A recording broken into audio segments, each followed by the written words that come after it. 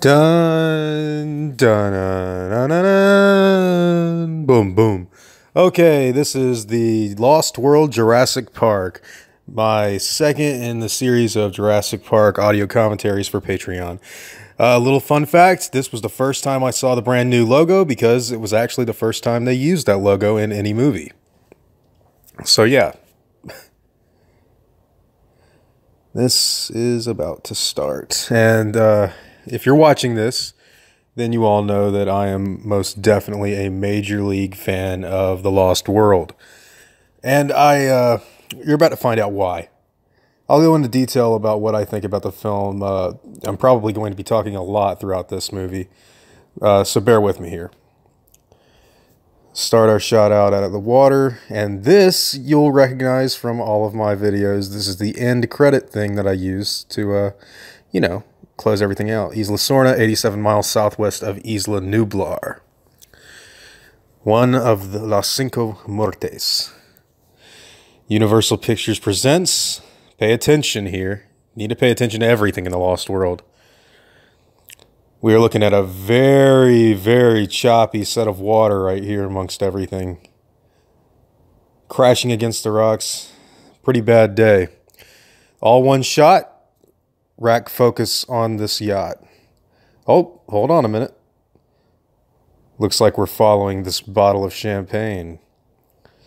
Jeffrey has just poured us a fresh bottle, puts it down there. Now he's carrying the champagne. Oh, we're following this dude, Mike Bowman. Oh, wait a minute. A little girl with a sandwich. Remember now, this is all one shot. She just said it's a beautiful day. It is most certainly not a beautiful day. First time we cut away right there. Look at the terrible weather that's on that island. It's just super choppy.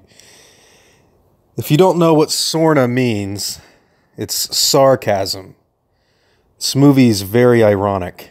There's a lot of contradictions to itself. Perfect day for a picnic on this choppy weather day, wouldn't you say? And for those that are unaware, this is actually taken from the beginning of the Jurassic Park novel, the first novel by Michael Crichton. Pay attention here. One continuous shot of the girl walking down the beach.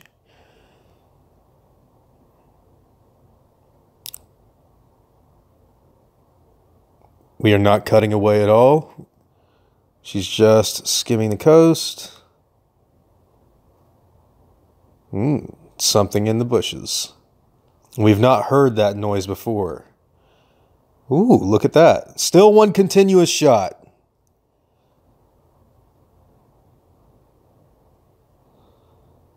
Damn good special effects. They hold up extremely well today. It's roast beef. It's good. Come on, I won't hurt you.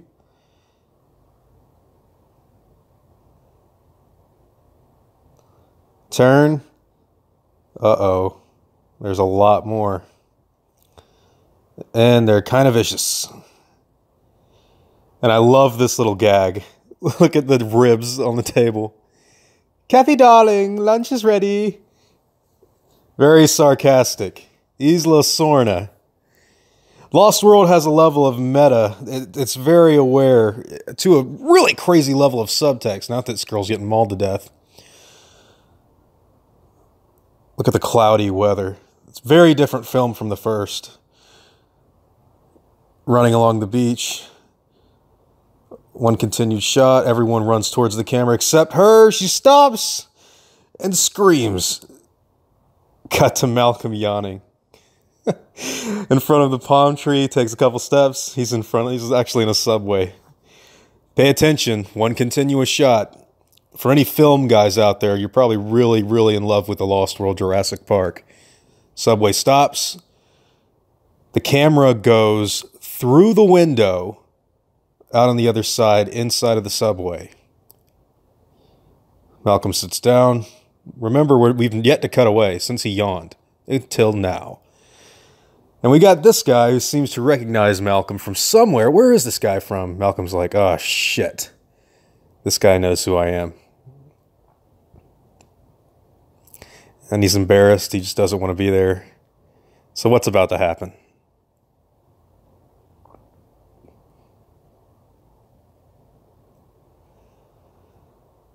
One continuous shot. We're not cutting away. Obviously, people know that he was in Jurassic Park. And no one takes him seriously. They're made to look like a crackpot. Maybe if he can get away from this guy. Oh, he looks up. No one takes him seriously. Everyone knows who he is. And here we've got a pretty cool shot. We're looking through the glass pane window of this guy's house. Who is this man? We're about to find out.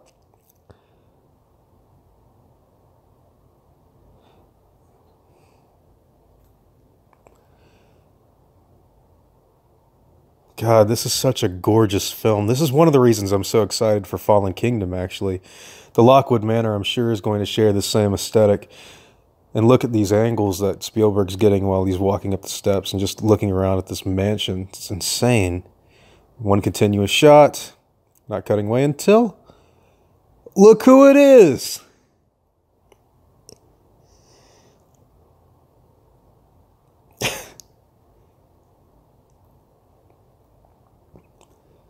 They've grown a little. It's been a while since Jurassic Park, a few years.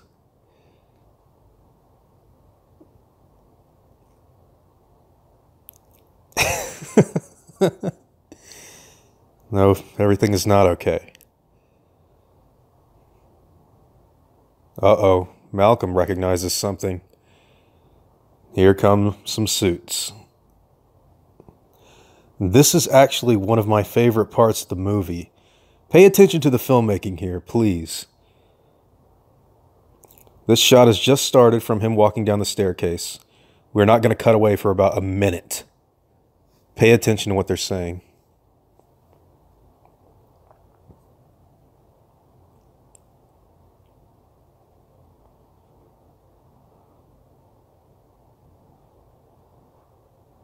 Someone comes behind Tim and puts a coat around him.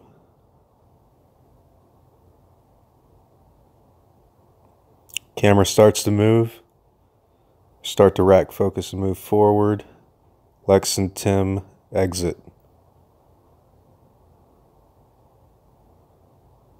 Conversation's getting serious.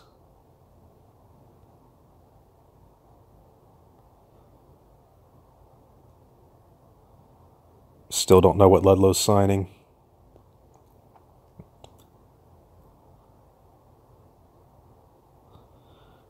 Your version of it is done.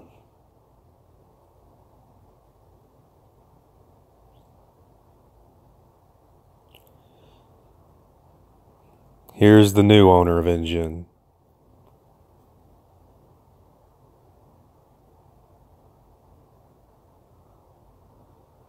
One of my favorite lines. Not by me. Careful. This suit cost more than your education. That's great writing. Linger on Ian. Pissed. Thank God for Site B. Look at the little elephant. If you have to go back, look at the little elephant on Hammond's bookshelf. Little novel trivia thing. Obviously, Hammond is quite sick, and he's going to explain to us what Site B is. What is Isla Sorna? Isla Sorna's very existence being somewhat ironic, being somewhat sarcastic and weird, comes out of nowhere. And Malcolm's just like, oh, what the hell? Life will find a way, as he once so eloquently put it. Such a masterclass actor.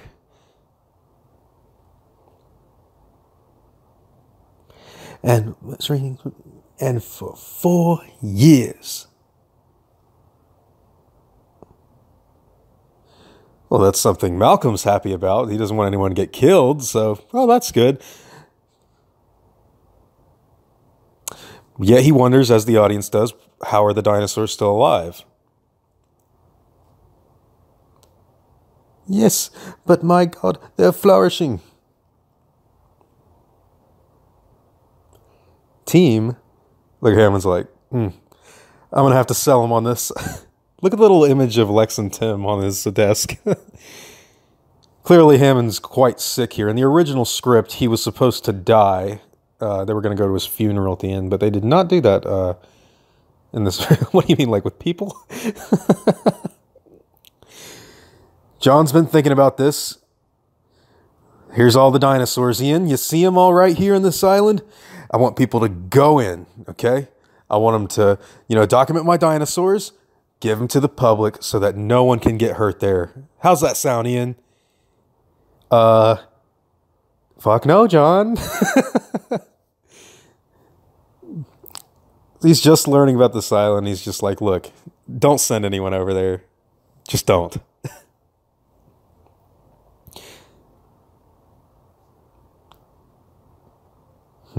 It's going to get a little harder to sell this to Ian. And I love this little part right here. As a kid, and a lot of people agree with me when the first time they saw this movie, he's going through the people's names, but he packs away the paleontologist under his shoulder. A lot of people thought that would be Dr. Grant. And it's intended to kind of be like, hey, is it Dr. Grant? Is Dr. Grant coming back? But no, Dr. Grant's not coming back. We're about to learn something pretty serious. He's going to explain the connection between the first two things that we've seen. The Compy attack and the new owner of InGen. A British family on a yacht cruise stumbled across the island. And their wee girl was injured. Ian's like, fuck. The girl lived, but Ludlow took control of InGen because of it. Lost world is found and pillaged.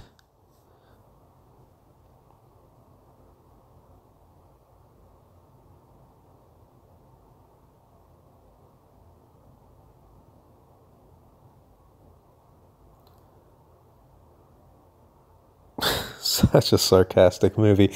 Moving the protagonist from Grant to Malcolm gives this film a very different look. And of course he says, look, dude, no, I'm not going. Absolutely not. And Hammond, on his deathbed, please go. I can't have walked so far to leave no footsteps. Please make sure no one goes on that island and gets hurt. So he pulls his trump card.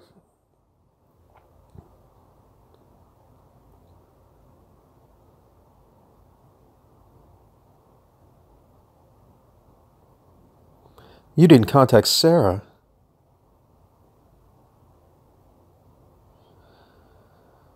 Obviously, he's going through everything concerned. Like, well, we don't know why he's so upset just yet.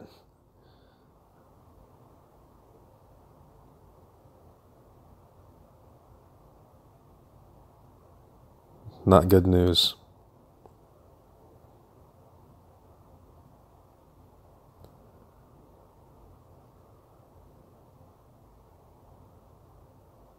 I love that pull-out shot.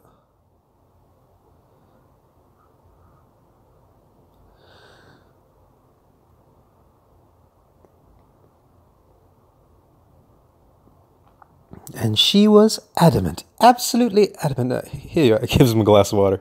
Calm down, Ian.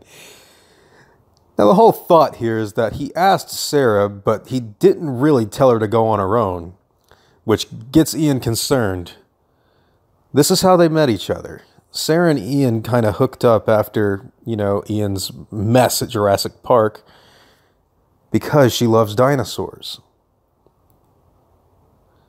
And she's going to go to that island because there's dinosaurs on it. Ian's already told her that they exist. And she can't be stopped. And Malcolm knows she can't be stopped. We're getting a little bit of a tease of Sarah Harding's character right here, even though we've yet to see her. Ian's obviously super concerned. She's a serious girl that he actually cares about, but also he knows that she's quite reckless. Love that music. That little restore of John Williams' Jurassic Park theme for this part of the film is really great. And I love this part too. 1, 2, 3. Ha! The whole team's going. And the introduction to Eddie Carr. I have set foot in that RV. I'm so happy to have done that in my life. It's ridiculous what this fucking YouTube video shit has brought me. I'm so thankful. I appreciate everything that you guys have done. I couldn't be able to do any of this stuff without you. All right, back to the audio commentary. He's banging it on the thing. Why isn't it working? One continuous shot. Pay attention to Eddie. Still one continuous shot. Here comes Vince Vaughn as Nick Van Owen. Ian, pay attention to Eddie. Pay attention to Eddie. Pay attention to Eddie. Check this out. Look at Eddie. Why won't my phone work? It's supposed to work. Women. Of course, it's all a front with Nick. He's not really doing it for those reasons. Pay attention to Eddie. He starts to tap it just like Malcolm was doing. And here comes Kelly.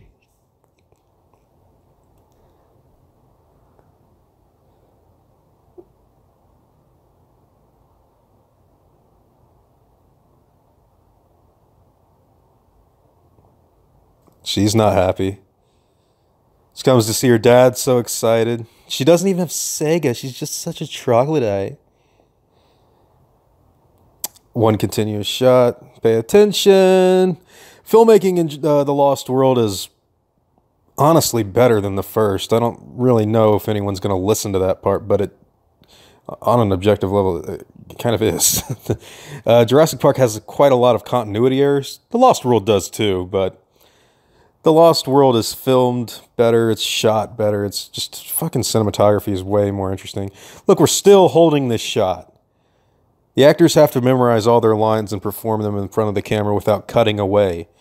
We're still, like, holding the shot. Now we're moving over here. This is a way more complicated shoot than the previous film. Now we cut away right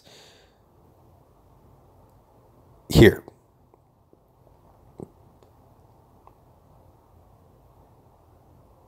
It's not like Austin. So clearly Kelly and Malcolm have, problems. They don't communicate very often. He's sending her away right when she's coming to see him. And he doesn't even know about her gymnastics. She's not really doing that anymore. Kind of a deep cut. This is another shot that's being continued for a while. Other directors would have cut away far before this. And his reaction? Pissed.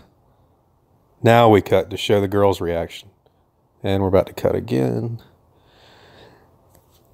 This film is far more complicated than the first, both thematically, the tone, the setting, the plot, just subtext in the movie itself, the way, everything. This is very different from Jurassic Park. Not to knock Jurassic Park down a peg, but this is a far more mature movie. Here we go as our introduction to the high while everybody's like running shit around. Look at Nick looking at it. Take a picture of this thing.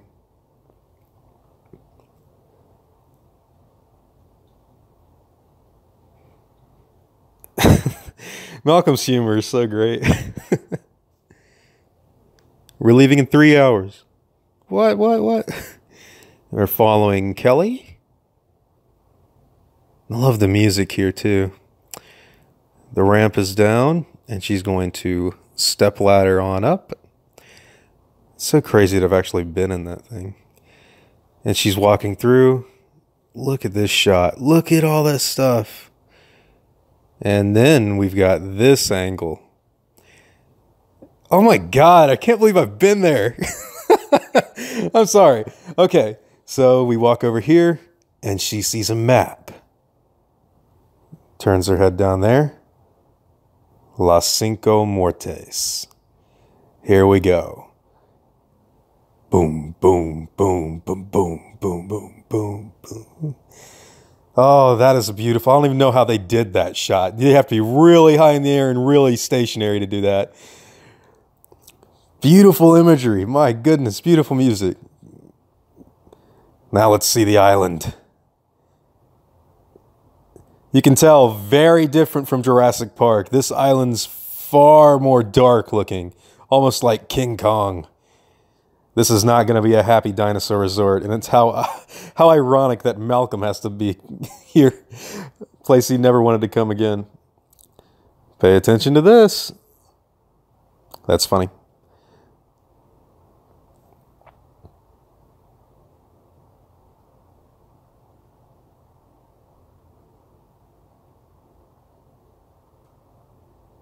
Prick of the dart. Don't do that. You'll be dead before you do that. Then. Oh, I love it. Here we go. Obviously, conversation going on. They're pretty upset. Why?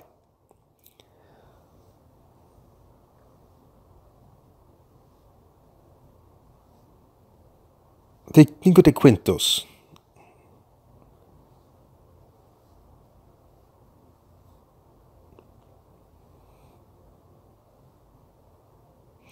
Kids looking around like, I don't want to be here. Nodding along it. Get me the fuck out of here, Dad. We'll stay anywhere near these islands. And I love Eddie's reaction to this. What does that mean?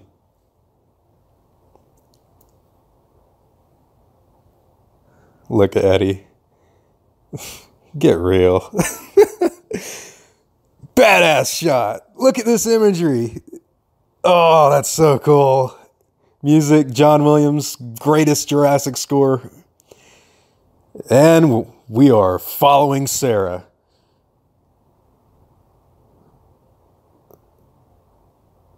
Look, Malcolm's got the gun like I'm ready to fucking bust a cap in something's ass. Uh-oh. What did Nick find? One continuous shot. Run through the water, Malcolm. Eddie's falling behind. What is it? Uh-oh. Oh, shit. Her pack's been kind of fucked up.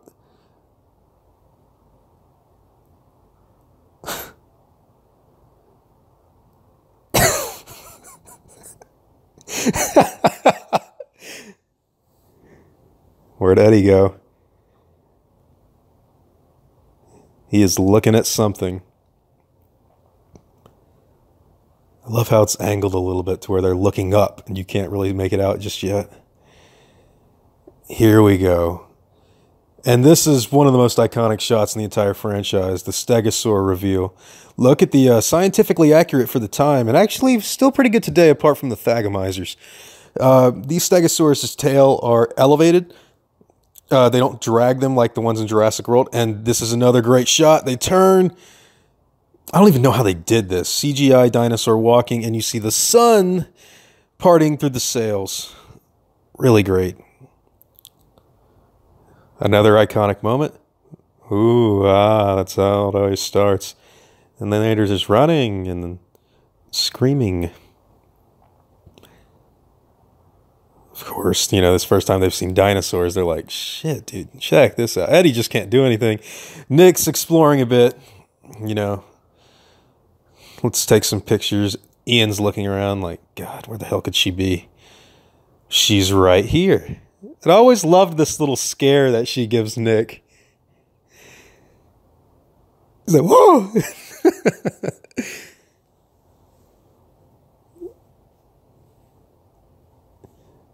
Ian is relieved, but ready to go.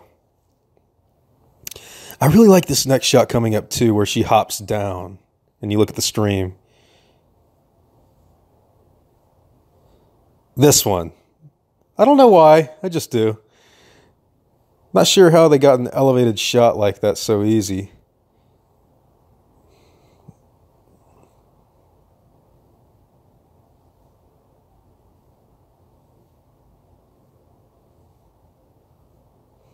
You haven't been attacked? Oh no, that's my lucky pay. Okay. Look, he's like, all right, let's get the shit out of here. Oh God, she's not leaving. Yeah, okay.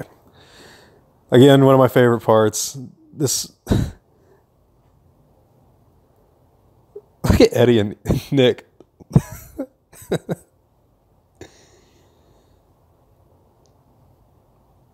I don't care.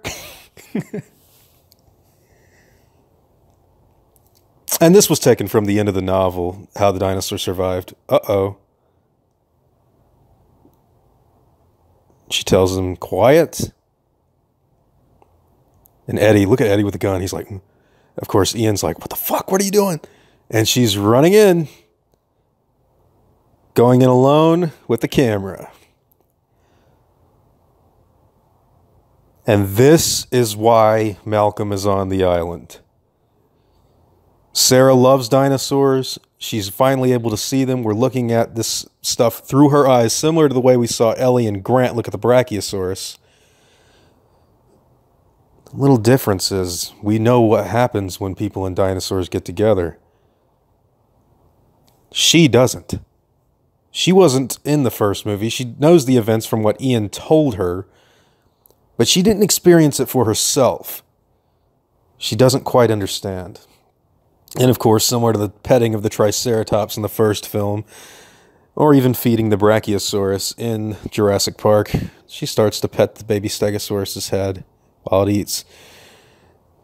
And soon we're going to cut away to Malcolm, of course, criticizing her. Why the hell is she touching this animal? And as introduced earlier, Sarah's just reckless. Ian knew stuff like this would happen, and it's about time that he got here to pull her the fuck away. And of course, everyone else is just like, my God, look at the dinosaurs. Similar to Jurassic Park. However, we as audience members and Ian Malcolm have seen Jurassic Park.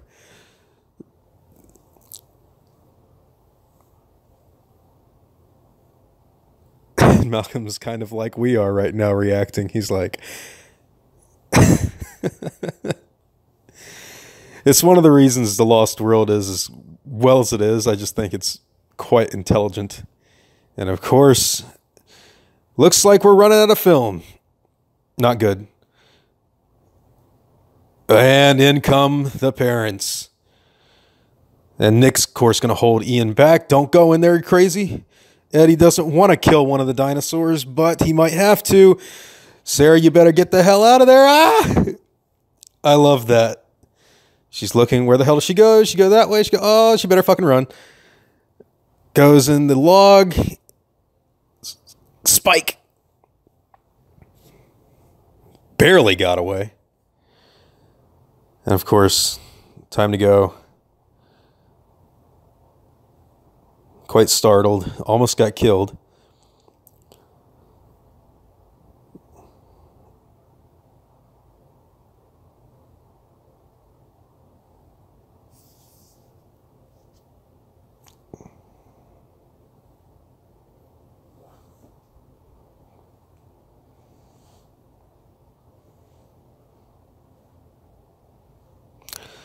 Beautiful imagery right here. And of course, Malcolm is criticizing what she's just done and the whole reason she's here. And she's giving him a reason. She's fucking sick and tired of digging up bones. She's ready to be here. She loves dinosaurs. She's on Dinosaur fucking Island.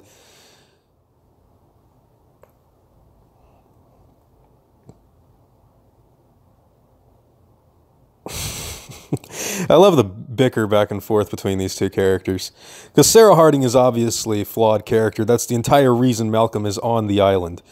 She's too reckless. She cares about the dinosaurs, but she just needs to not be there. She's not going to pay attention to everything. Malcolm knows the dangers. Sarah doesn't.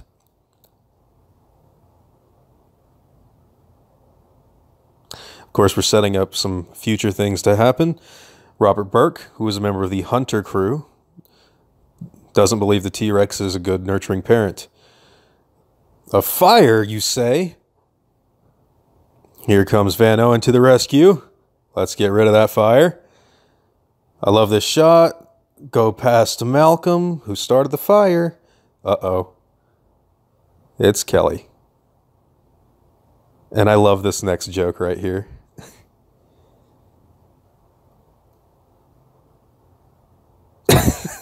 They're like, how does a Jewish man have a black daughter? And I love this conversation that they're going on. There's no real reason that Kelly is African American in the film, other than the fact that Kelly and Arby, the characters, Arby is black in the book and Kelly is white, were kind of mixed together for this movie. Also, I happen to believe that since Steven Spielberg has a adopted black son, it probably had something to do with Kelly's casting in the film.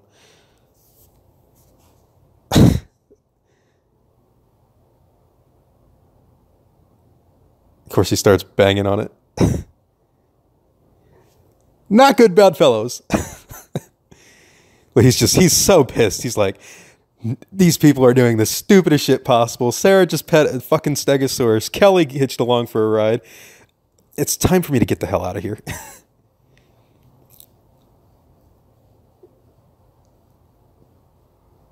And I love these conversations because there's some I've had in my life. Nick's just like clicking away. This will make for a good shot. Make sure I got film. Everyone's ignoring Ian. And Nick's like, damn, this dude's dark. They're like, Ian, calm down, dude. And Sarah's going in to try and talk some sense into him, even though he's the most intelligent guy here. I'm furious. Right now.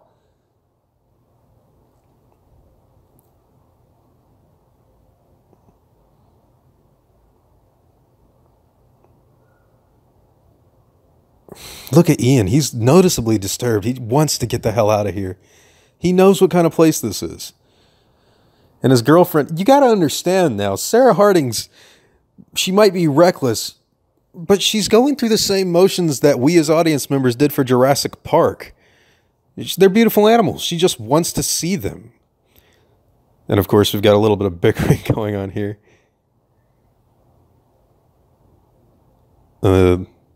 It's a slightly different situation.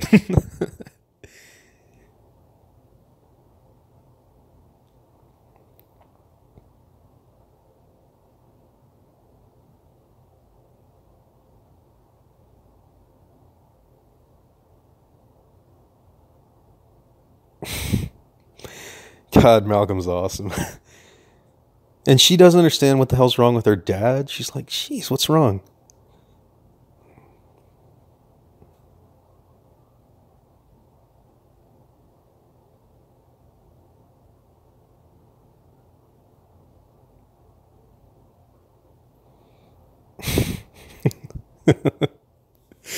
They're like, God, this guy's going nuts.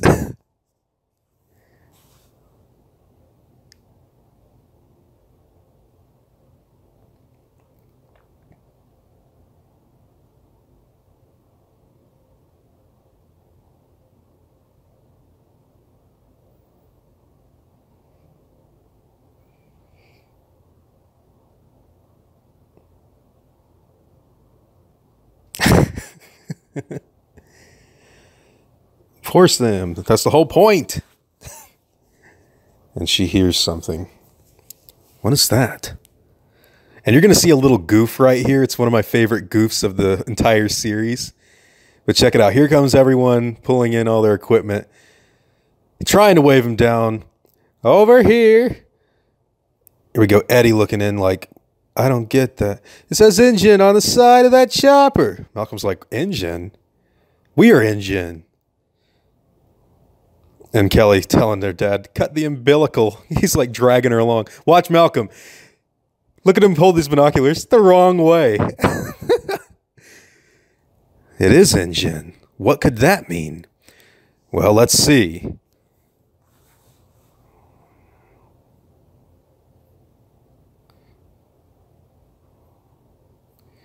It's half an hour. Understood? Over. Cancel that order. This is a game trail, Mr. Ludlow. Carnivals hunt on game trails. Do you want to set up base camp or a buffet?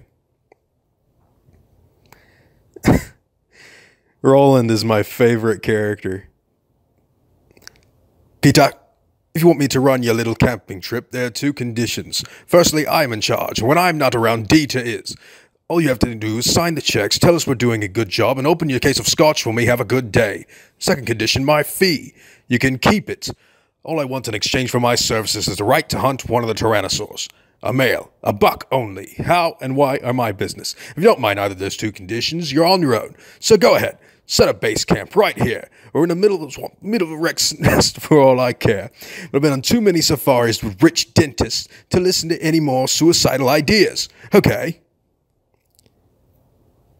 Okay, clearly happy with his decision to bring this man along. Beautiful imagery right here.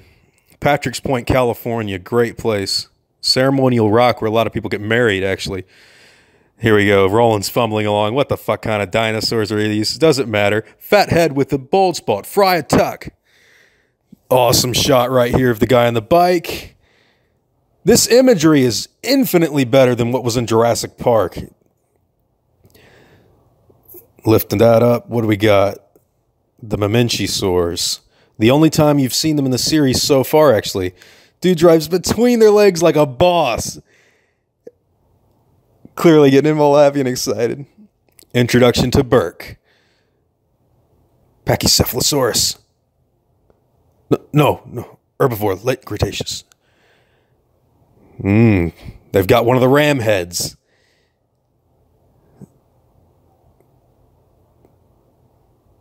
We're about to get a little character trait of Robert Burke. Now check out that guy's thing right there. He's got a Corythosaurus.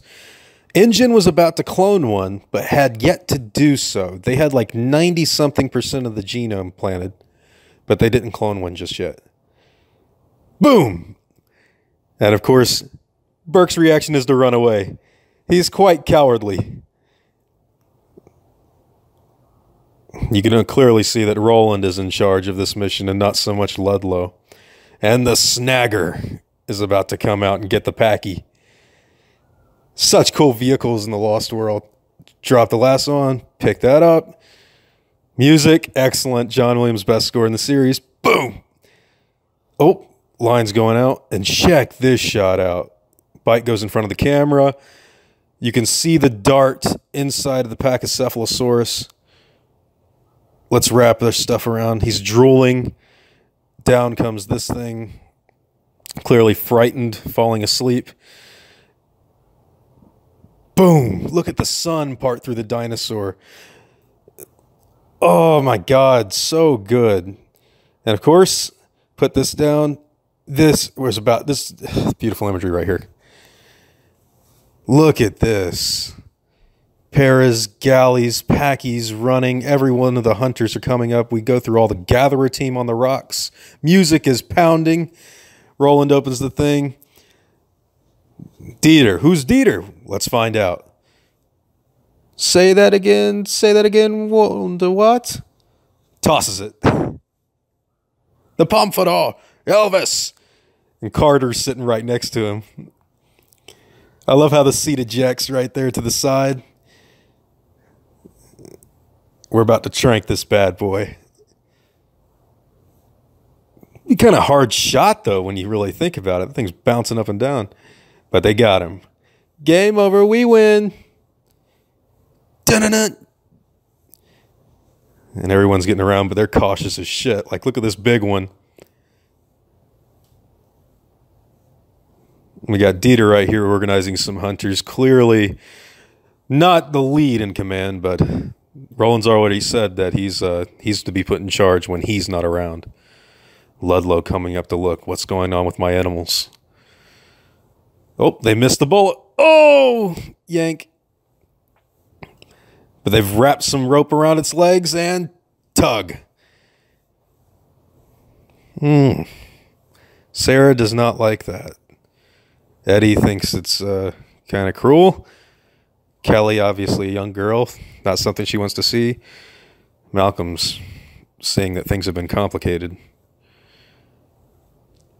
Who's this bespectacled Indian man? We know this guy. And Burke. There's Dieter sitting. What's going on? And we all recognize what kind of footprint that is. Roland assembles his weapon. In comes Ludlow. Checking to make sure he's got rounds in the gun. Lock. Let's go.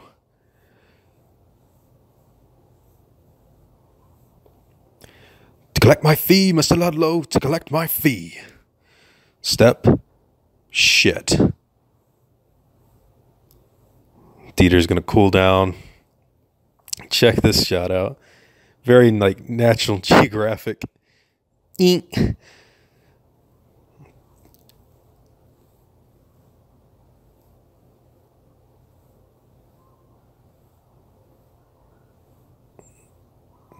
Look how they got the compy to like breathe really heavy right there. Quite good special effects, even to this day with the practical stuff.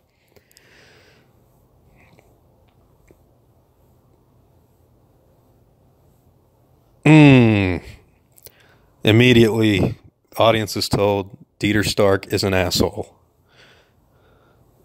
Quite a cruel person. Now, if you listen here, oh, look, a dead parasaur. Here's the Indian man that was following Roland. Bunch of flies, gnats. What are they? Where are they at? A baby something. Baby T-Rex. Chewing on an animal.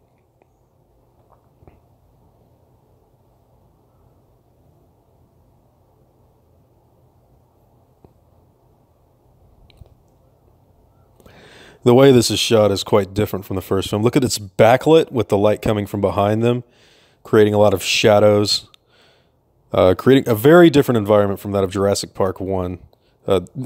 This is a far more cruel addition to the franchise. We're going to start to go in on Roland a little bit. To get him to come where we want him.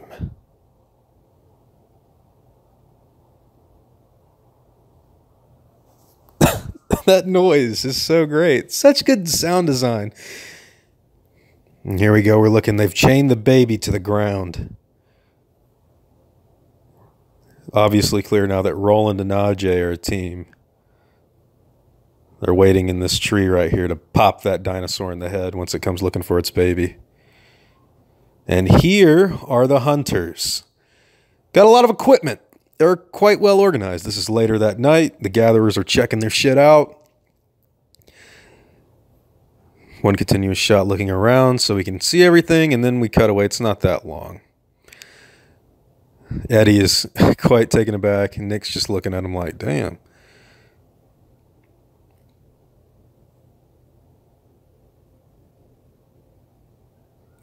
Those are some major league toys.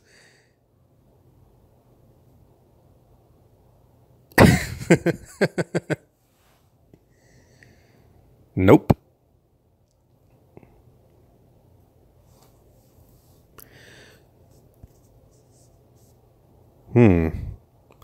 So let's talk to Nick.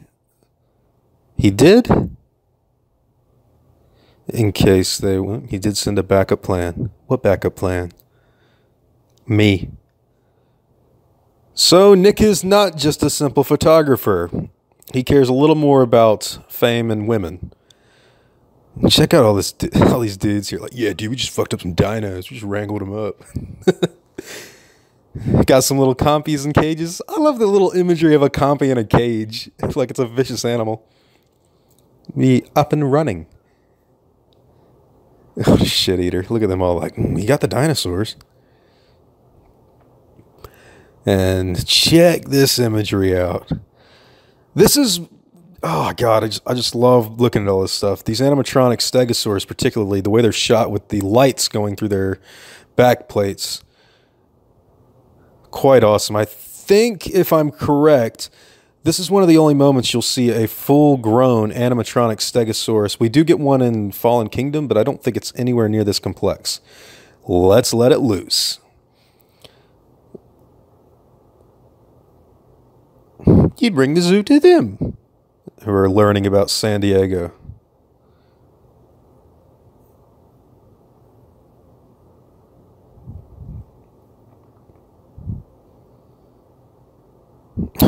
What a dick. Calling football players animals. All right. Baby Triceratops. Pachycephalosaur. Going through here, one continuous shot of letting all the animals out up until this baby stego roars. All handheld cam. And then the big boy.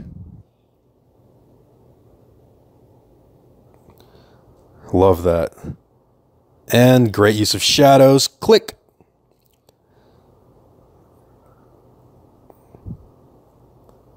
He begins construction of an amphitheater. And you'll realize right around now, you've obviously seen The Lost World before, we're still setting up the plot. Essentially, Bloodlow is here to gather the dinosaurs up, throw them in this already built amphitheater in San Diego. He needs to do it to save the company. Could be ready to receive visitors in less than a month. Boom! This Triceratops flips this car and goes on a run.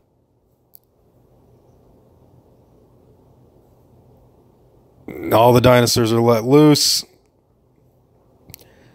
Something blows up. Roland and Ajay look. What the hell was it? Oh shit. Here it comes. Jumping out of the tree. I don't know how the fuck they did this either, but this is ridiculously realistic. Damn, looks like a guy could have been killed. Running over here. Bottle of liquor of some sort, or some kind of alcohol. Nick finds the baby Rex. Time to let it loose. Clearly hurt, bleeding from the leg. The dudes are picking up Dieter, and he tells them to get lost. Roland is not happy. Which makes Dieter kind of not happy. Ajay follows Roland, focusing on him. He's already been presented as a dick. Now he's someone who's had his pride kind of stepped on. Water ripples, what the fuck could it be? It's the baby and Nick.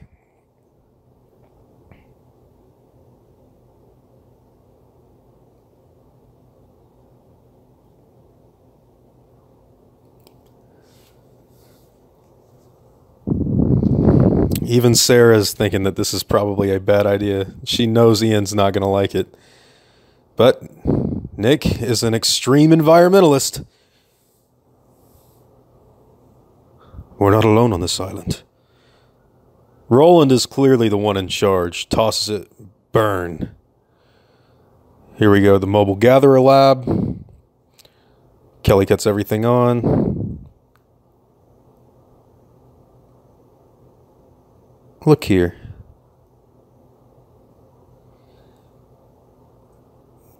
I've always loved this. The sound design in this film is quite amazing. It blends together so well with the sound of the winch's hide and the baby Rex's roar.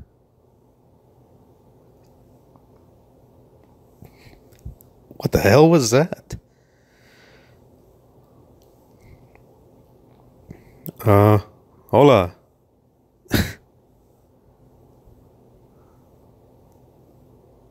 Enrique? Is this the boat?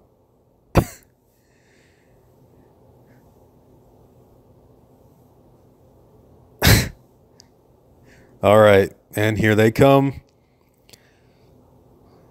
Nick is the one who's basically saying, look, we've got to take care of this dinosaur. He's a fucking extreme environmentalist. If he didn't grab the dinosaur and try to mend his leg, it'd be, well, that's not something an environmentalist would do. Of course he'd try to do that. But Sarah is coming in to tell Kelly and Ian to stay back.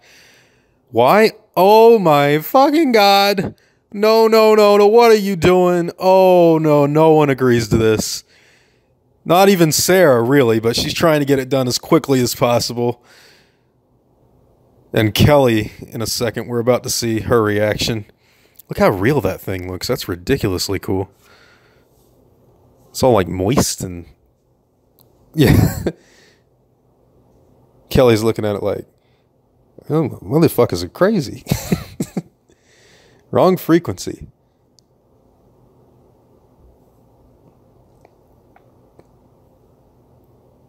We're about to have an operation on the baby. Ian, not liking this idea, but I'd say Kelly doesn't like it more. She understands that this is pretty loud, and it's, well, it can only, it can't mean anything good. Poor baby's pretty hurt. Of course, Ian just thinks it's better to kill it, but they don't want to do that.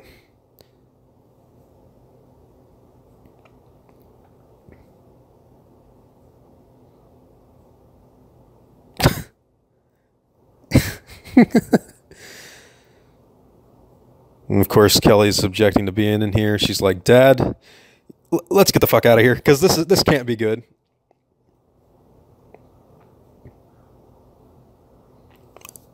Oh, I want to be somewhere high. Eddie's going like, whoa, what happened? I heard something in that Mercedes-Benz that just cost me. What's going on? So they go.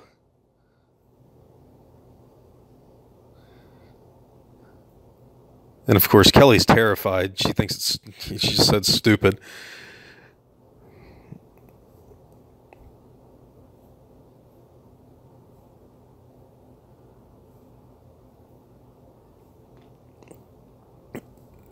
Up in the trees.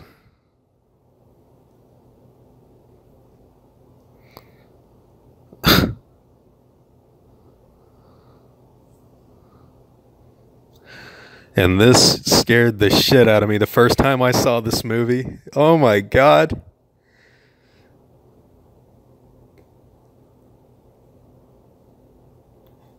Totally.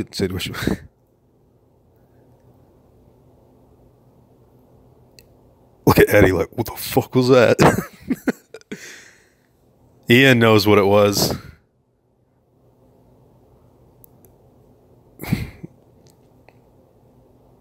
And I've always loved these parts where, like, they won't answer the phone. Nick's like, hey, the phone's ringing. Oh, shit. Okay. Let me do this. No answer. What a surprise. Oh, no. Kelly's, of course, worried. My God, she doesn't want her dad to get killed. She doesn't know what that is, but it's not good. Ian's got to go down there. He's got to try and save them. He didn't want to even fucking come to this island. Now they're doing some stupid ass shit, and he's got to get them the fuck out of there. He's also got to protect his daughter. She needs to stay here. Now you're talking. Now you're talking. And of course, remember, they're not very close. They have problems communicating with each other.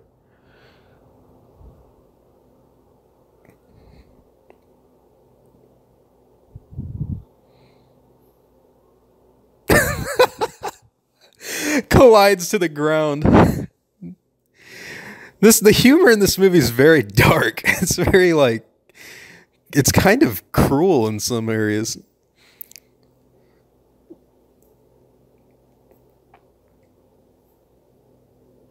Hurries up, gives that to her.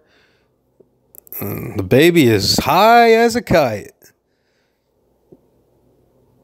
What are Eddie and Kelly looking at? Something is coming. The trees. Oh shit. Scaring some birds. That's not good. Eddie's got his gun ready. Oh, this is going to be bad. Something's coming to the trailers. Ian is running as fast as he can. And Eddie is making a call. Nick's going like, This time it's Eddie trying to call them. Ian is running. For once in your life, would it kill you to pick it up? Uh-oh.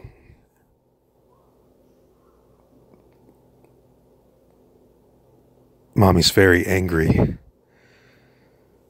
And this reveal is great. First time we're seeing the T-Rexes in this movie. Where is it going to come? It just knocked that car from over there behind. And that would be the female. And here is the scarred male. Look at the cuts on his face from battles. Probably mating battles is what they assume, because the female doesn't have them and the male does. God, the noises they make. And one of my favorite shots coming right here.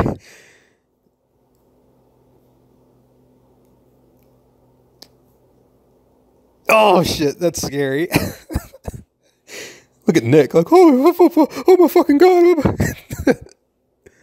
And the baby is still, like, trying to call out to its parents, but noticeably under the influence of morphine or something that they gave it. The mother's looking and pretty concerned for her baby. She wants to get him the hell out of there, and so does the male. Which proves something Sarah had hypothesized earlier in the film. They came for their infant. Let's not disappoint them. Of course, you know, the audience kind of follows Malcolm after having already seen Jurassic Park. You kind of know the dinosaurs are a bad deal. Don't mess with them. But all the other characters don't really know that yet. You got to remember, the only reason we think what they're doing is kind of dumb is because we've seen the first movie. And the only one to really share that experience with us is Dr. Malcolm, who shares our thoughts and opinions. Like I said, Isla Sorna, the island of sarcasm. Let's give the baby back to them. Look at Ian, so serious. And of course, Sarah, nothing bad has happened yet, so she's quite happy. She's laughing. It's amazing. Beautiful animals. Ian, not so much. And the phone's ringing. Let's answer that. Oh, poor Kelly, terrified. Look, Eddie's terrified. He's like, oh, son of a bitch. Hello? Yeah, I'm good.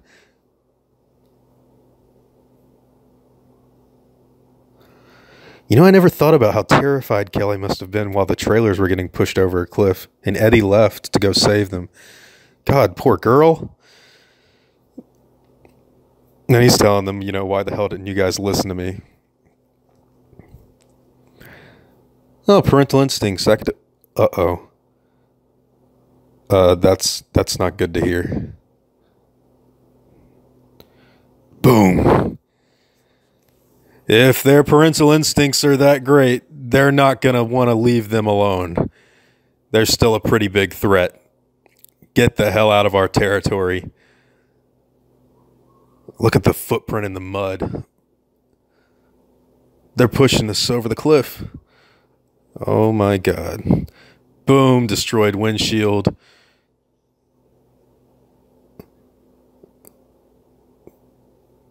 Trying to get out of there, but the door's stuck. By the way, that door does fucking get stuck. I've actually been in that RV.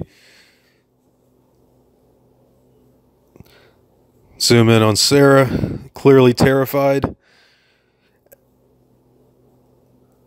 Uh-oh. It's about to tumble. Smack down on the side of the cliff. There goes the ramp. And they are hanging on for dear life. And Sarah, oh no. Oh shit, that still scares me. Left the breath on the glass right here. This is one of my favorite shots in the entire franchise. Look at this. The glass cracking where Julianne Moore is trying to like just push herself up and get away is this is shot incredibly well. And the suspense in here, this is one of the most suspenseful scenes in the entire franchise. Spider webbing all across her palms. That is frightening. Look at Nick. Ian's trying to keep us cool. He knew this shit would happen. And Sarah's terrified. Any wrong move in this glass could shatter.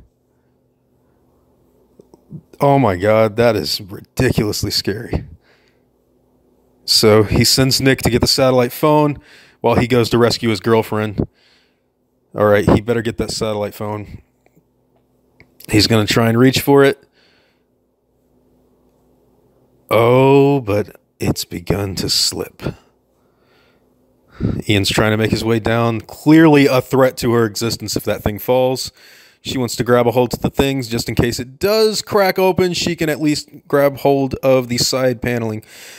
Oh, it's going to fall. Ian's trying to keep us cool. Give me your hand. She looks over to the lucky pack. Nick just can't grab it, and it falls. They both grab the lucky pack. God, that shot's incredible. So realistic. This is insane. She looks up. Your lucky pack. Pay attention to that lucky pack. It saves her one more time in this film. Here comes Eddie. And of course, she's just flat out terrified. She does not like this situation. And of course, Ian loves her, so he's just like, time to go. Nick is exhausted. Here comes the cavalry. And I've talked about this a lot on the channel. The filmmaking right here is, well, it's just absolutely incredible. The reveal of the trailers over the cliff and the footprints in the mud and everything is insane. The accordion is the only thing that's really keeping them from dying. Vehicle status says it's in the red. You can't get into this damn door. Time to go through the windshield, or what used to be the windshield.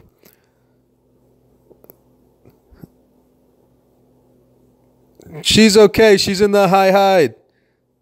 Who's hurt? What do you need? Rope, good. Look, he's like, my God. Like I said, sarcastic. One of the reasons I enjoy the film so much is it's just that level of humor. Pay attention to this shot. The camera's movement is dictated around what Eddie does. We keep our focus on him for quite a while weaving in and out of the way of Mercedes-Benz and behind the log. Eddie has got the rope. We're focused in on him and his actions. He's going to tie the rope off to this stump. He's grabbed it to a bag, toss it in there. I have no idea how they accomplished this shot, but in comes the camera on some sort of suspension thing, I guess, but we're still following Eddie. Now we're inside of the trailer itself, and we're about to look down into a special effects shot that was done on a completely different soundstage. There we go. Just incredible. I don't know how the fuck they filmed this movie. And it's sliding. That's not good. So he goes. Oh, not good.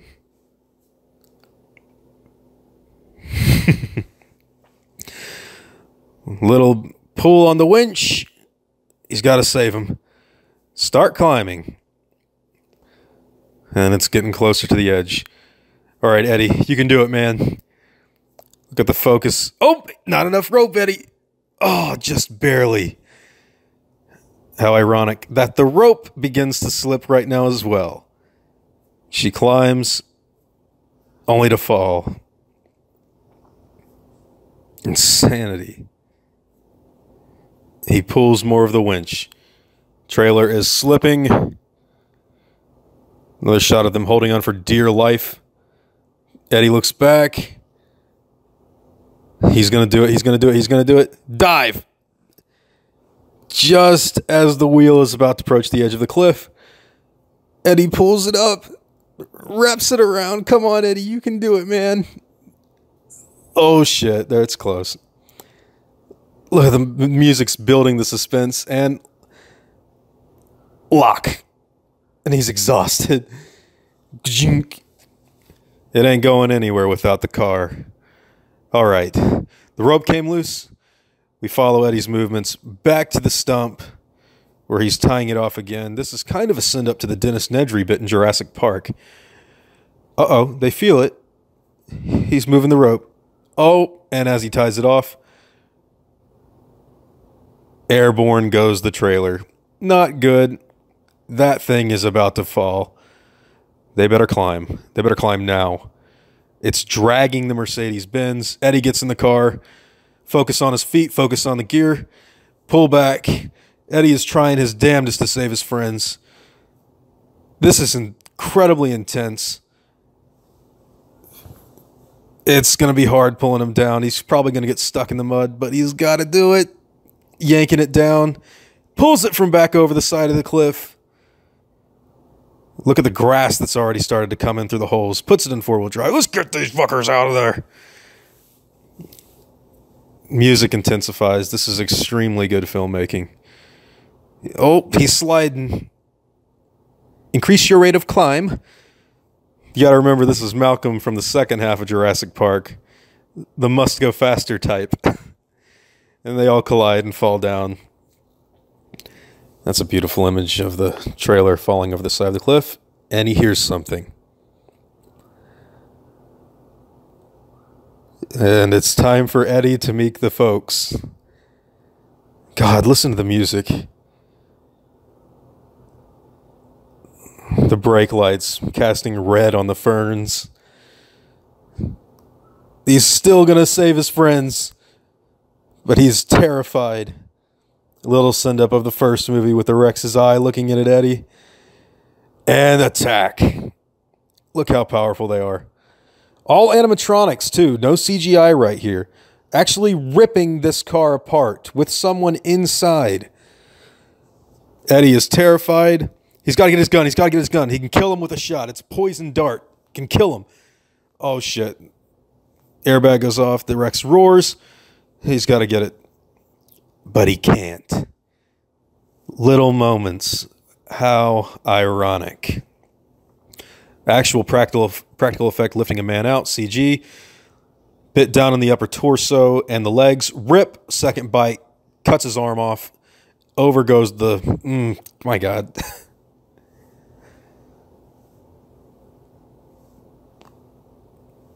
Iconic. God, that's insane.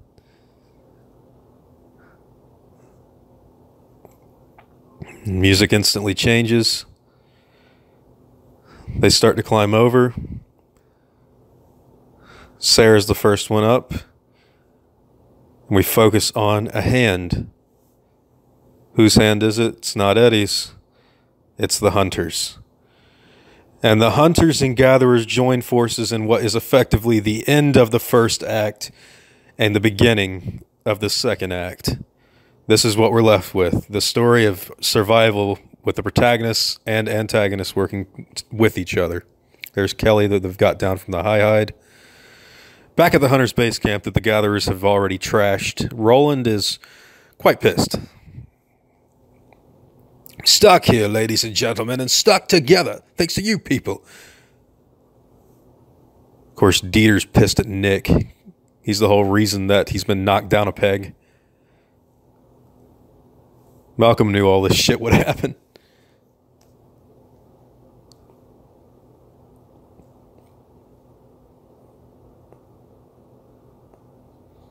And Dieter's starting to get in Nick's face. Oh, I found you, didn't I? They don't like each other. The guy that's cruel to animals and the guy that loves animals. You're that Earth First bastard, aren't you? Professional saboteur.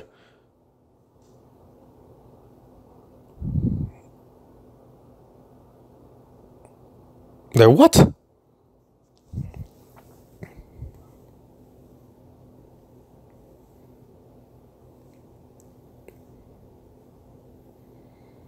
It's all right. And if you're interested in the volcano in Fallen Kingdom, listen to what Peter Ludlow has to say right here.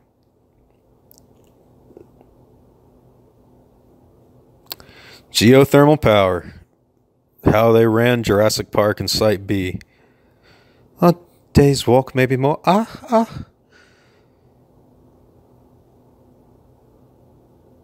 What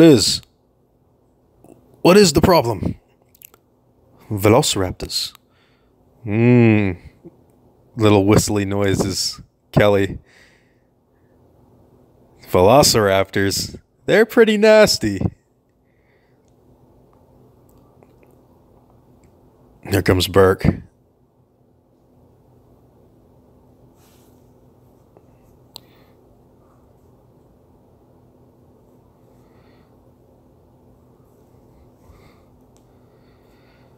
Burke still doesn't believe that. He thinks, they'll get rid of him. But Sarah has just had her hypothesis proven.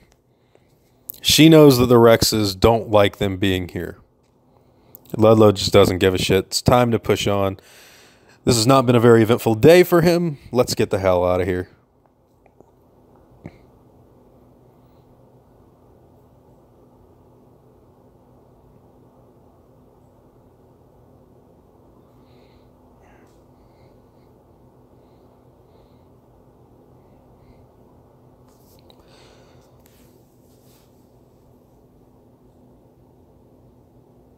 Then his troubles are over. Only humans do. Oh, you're breaking our hearts. Saddle up. Let's get this movable feast underway. And here we go. The hunters and gatherers moving as a unit to the geothermal worker village to radio in a chopper and get the fuck off Site B. Music is amazing. They're going to be trekking for quite a while. And of course, Nick is going to talk to Roland, who seems to be the leader of this outfit.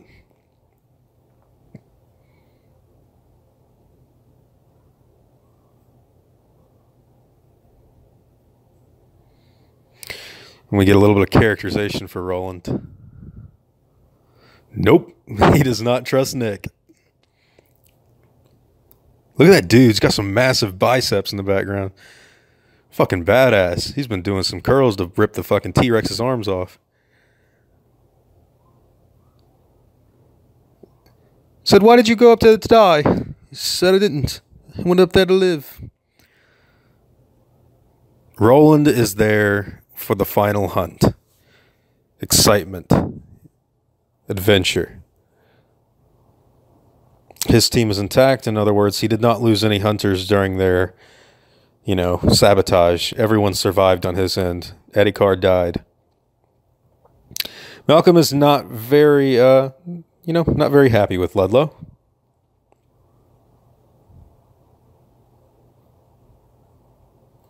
Is the worst idea in the long, sad history of bad ideas. And I'm going to be there when you ruin that. Of course, he just doesn't give a shit. Beautiful exterior shot walking through the plains. Absolutely amazing. And I love this. They hear some dinosaurs in the background. Roland and Ajay are like, shit, all right, guys, let's go up. We might have to shoot something. And here we get a little scene of Sarah. It's clearly pretty exhausted. Roland notices that she's rubbed up against this. Blood. Not good. So he calls for a break. Immediately checks his rifle. He better go talk to Sarah. Pay attention to Sarah Harding right now, who's clearly fucking tired. She just needs a breather.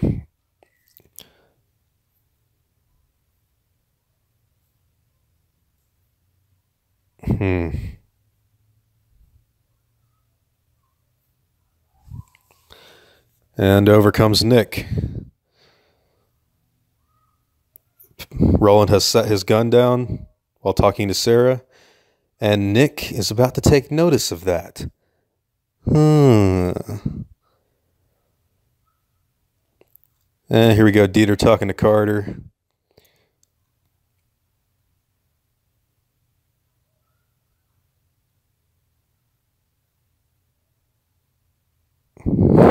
He's got his Walkman.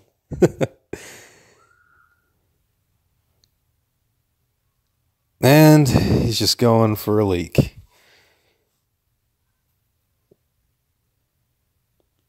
Dieter's already been knocked down a peg by Nick Van Owen. That's kind of why he went up to confront him. But oh shit, what's that?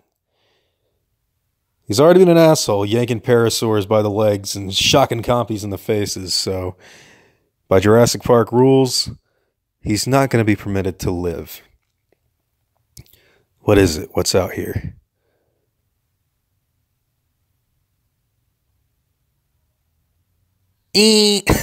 Scares the shit out of McCombie.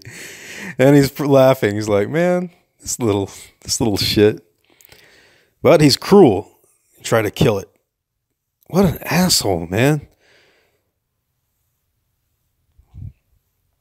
My God. And unfortunately, in his little rendezvous with the Compsognathus, he's gotten lost.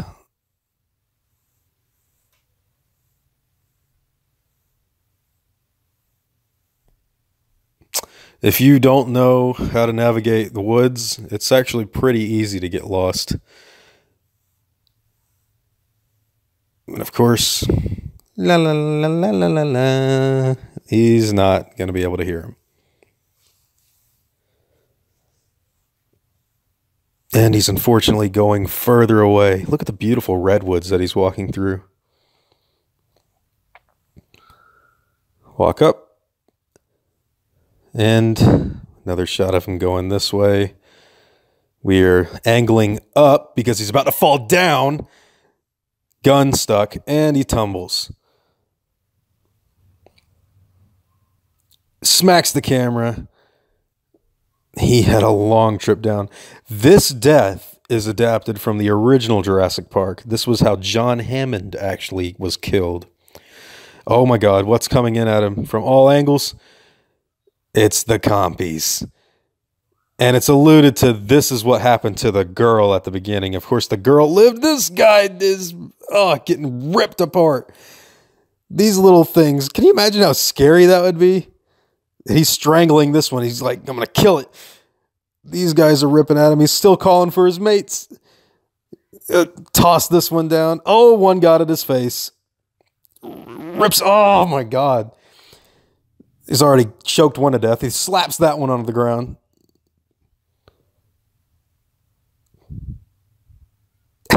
Compies are kind of cute, even though they're like vicious little murder birds. And they're walking up to him. Hey, man, what's going on? We're going to eat you.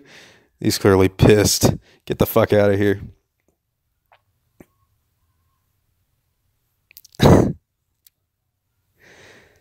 Look at the fog, that misty stuff, the light coming through the trees. This film shot 10 times better than the first movie.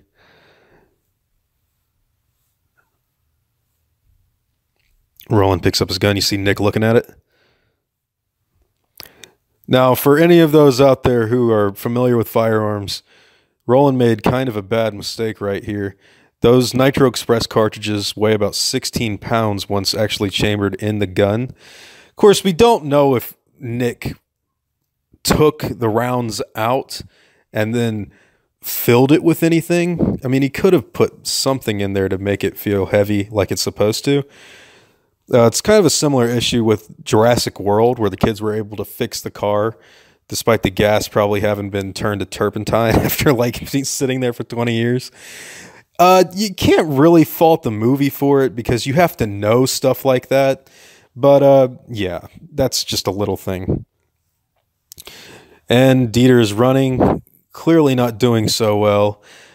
Oh no, here comes a new set of compies. The other ones that were already chasing behind him come up, bite. Oh, they're already biting at him like little green angry seagulls with teeth. And they're doing some work on him.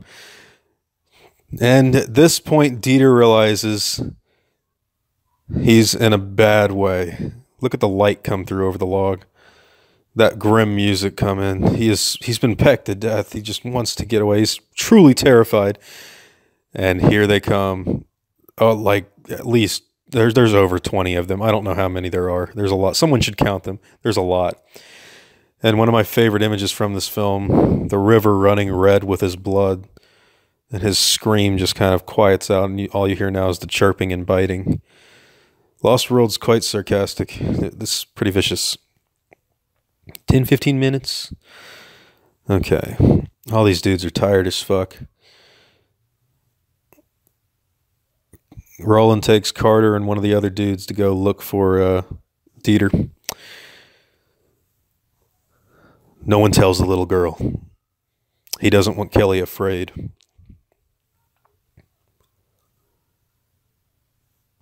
Let's carry on. No one's listening to you, man. We follow Roland. It takes Nick Van Owen to kind of talk to him man to man. Let's get the hell out of here. Let's get shit. All right, they heard that. Time to go. And then Ajay, Roland's hunting partner, looks on back, hoping he's okay. Here's Ludlow sometime after, snoring away at night. One tent. All the other hunters are sleeping on the ground. The tent is obviously meant for Kelly and Sarah. All of them asleep. Except for this man, Ajay. Grabs a canteen for Roland to drink. Oh, here they come. And Malcolm comes too. Carter and the other guy are about to rest. One of the best lines ever. Just the parts they didn't like. Map. Check this out. Great use of shadows and light. Excellent. Reminds me of Are You Afraid of the Dark or Goosebumps or something from back in the day. It's very cool. Very good use of cinematography right here. And then we hit it. Ajay's checking his bag. Like, fuck, I didn't go to sleep. I only got an hour. Malcolm. Kelly and Sarah. And this is a pretty important part of the film right here. Malcolm's making his way back to the tent. Ripples in the water. And ripples in the water, of course, are indicative of a tyrannosaur appearance, but also of the butterfly effect. Chaos. Sarah hears it too. She knows it can't be good. She looks up. She realizes she's made a terrible mistake.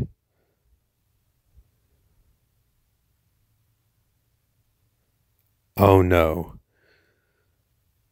The blood from the baby. She's acknowledging her ignorance right here, and it's causing a butterfly effect. The Rexes are being lured. Trying to put everything away. She's finally realizing she should not have fucking come to this island. Her recklessness is about to cost her big time. And of course, Malcolm, terrified.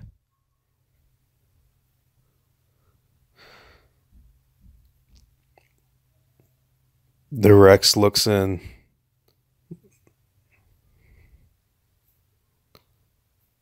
Oh, God. This is the male. Look at the scars on the muzzle. It smells the baby's blood, and it is coming in to take a good sniff. Poor Kelly right here. She could have paid for Sarah's mistake. Shut up, Kelly, shut up. And I love how realistic this is played. This is truly scary. Sarah's recklessness coming like full circle, telling this poor girl to quiet, and she's crying with these tears on her face. This is insane. But it's about to get worse. Kelly cares about his daughter. That's all I can think of. Carter wakes up. Oh, shit. Ian's the only one telling him to stay down and don't move. It can see you if you move. And oh my God, what's about to happen? Are they alive? Are they dead? One of the hunters knocks Malcolm down. They trample him. Now he's under the log. They're all running, scared. Nick has found Sarah and Kelly. He pushes them to safety. All the hunters are running while Ian is trying to get away. Roland's not running. Ajay gets pulled away by two of the other hunters. Here's the female. He's going to blow its brains out. What the fuck? Sabotaged. Bastard. They're firing their HKs at the female. Here it comes. Another guy's got a Spaz 12 in the back shooting at the female. It is trying to defend its territory. It wants these people out. Shoot, shoot, shoot. They're firing. Trying around the corner. Trampling Carter in the process, who's exhausted from going to go search for Dieter. And he gets smashed into the ground. Oh, shit. Look, they're still firing their guns at him. Check this shot out. Bongos. African music. Badass. Here comes Roland. Everyone's abandoned him except Ajay, who got pulled away by the other fucking hunters. Left this Captain Ahab to take on Moby Dick alone. Puts it in his mouth. Got the gun. One continuous shot. Music quiets down as Roland goes in for the stealth. Following Roland now. Just like Eddie, we were tracking his motions. Now we're tracking Roland's. The male has laid back, probably to eat a corpse, maybe to drink some water. That's why Roland's here. Presents himself. Shoots. The buck takes notice. Music flares up. POV shot of the Rex looking at Roland. puts another dart in the gun. If he dies, he dies. If he kills it, he kills it. There's a waterfall. All the other hunters are running past. He picks up Kelly. There's another hunter behind them who got caught. They get into the waterfall. And in comes Burke. Oh my God. And of course, Burke's flailing his arms around Nick Van Owen saying, "Stop moving, you son of a bitch. He can't reach us. He can't reach us." And the tongue comes out. This is adapted from Jurassic Park 1, where Lex and Tim were behind a waterfall in the novel. And ironic, the sarcasm of the Lost World. Burke's cowardice is leading to this harmless snake, making him flail around in a comedic bit of also irony and death, blood. Oh, quite dark. Kelly, poor Kelly gets put through some terrible shit in this movie. It's coming back. It's Malcolm. He survived. Looks at Nick, thanks him for saving his family. Now the hunters have no leader, and they're running about crazy. The only one to talk some sense into them being Ajay,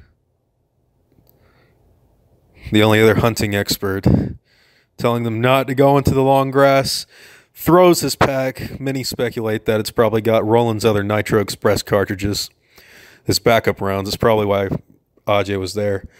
Here comes the Raptors.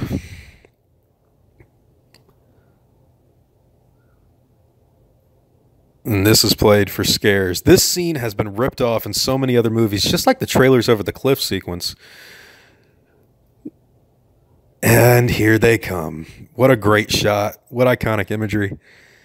And they're going to claim their first victim. Fucking shit. These dudes. Ah! Yank. And I love this dude. Whoa, foot in the air. Look, they're like, ah! And this poor dude's like, raptor jumps. Oh, God, he got it bad. And here come the gatherers. They've all met up with each other, and the hunters are getting killed off. Wait. It's Ajay's bag. And if you listen right here, you can hear Ajay scream. Yep, he's dead. And that was Ajay. They're worried. They're like, "Ian, what is that?" Oh no. As fast as you can. He's seen the velociraptors one time in Jurassic Park 1 where they were feeding on the cow. He needs to get them the fuck away from here. And they run. And they fall. Go down this ravine. Spits them out right here. In the raptor wasteland. All the animals that they've been killing. Oh man. Ian's leg is acting up from his injury from the first Jurassic Park.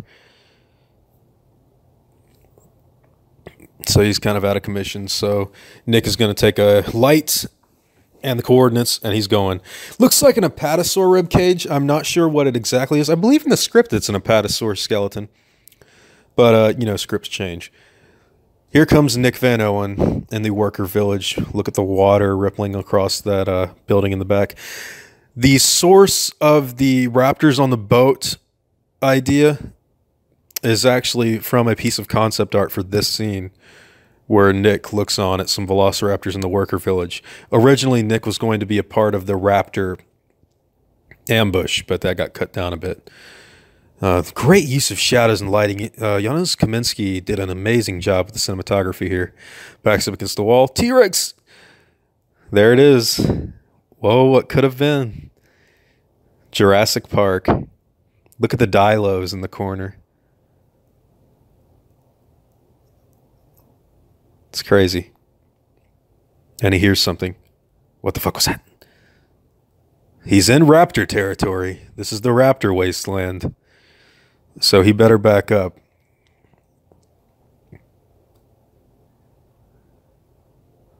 and he's looking for the communication stuff. And if you look at the way that this movie presents itself, lots more blues, lots more of overgrown, dirty shadows. It's nowhere near as pristine as the first film, and it's also far more claustrophobic, while also being far bigger. The movie achieves a true lost world kind of feeling in the general sense. This movie's far more cruel, it's far more primal, and it's even a bit more funny now that it's going through Malcolm's position. So he's going to turn on the power, all geothermal from the volcanic stuff underneath the island. Cuts right on, causes some problems. So they've got communication, and they need to get the hell out of here.